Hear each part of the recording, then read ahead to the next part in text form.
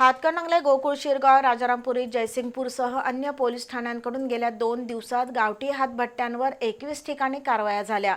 तसंच 5440 लिटर रसायन नष्ट केलं.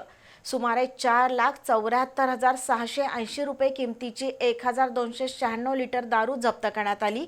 तसंच देशी विदेशी दारूच्या 11 कारवायांमध्ये 22,710 रुपयांची दारू हस्तगत करण्यात आली.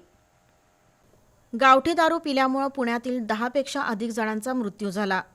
या प्रकरणानंतर कोल्हापूर पोलीस प्रशासनाला जाग आली असून शुक्रवारी कणेरीवाडी आणि मोरेवाडी येथील गावठी हातभट्ट्यांवर पोलिसांनी छापे टाकले. कणेरीवाडीतील छाप्यात 1460 लिटर 78,000चं कच्चं पक्कं रसायन जप्त करून काजल आणि प्रियांका घारुंगे या दोघांना अटक केली.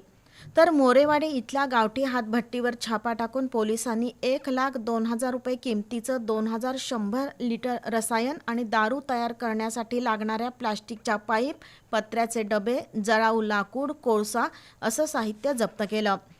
तर जेसीबीच्या सहाय्यानं गावठी हातभट्टीचे अड्डे उद्ध्वस्त केले. या प्रकरणी प्रकाश बागडे, रोहित माटुंगे, प्रमोद बागडे, चरण बागडे, सूरज गारुंगे यांच्यावर राजारामपुरी पोलिसात गुन्हे दाखल झालेत. याशिवाय हातकणंगले, गोकुळ, शिरगाव, राजारामपुरी, जयसिंगपूरसह अन्य पोलीस ठाण्यात गावठी हातभट्टी दारूच्या 21 कारवाया झाल्या. त्यातून 5440 लिटर रसायन नष्ट केलं.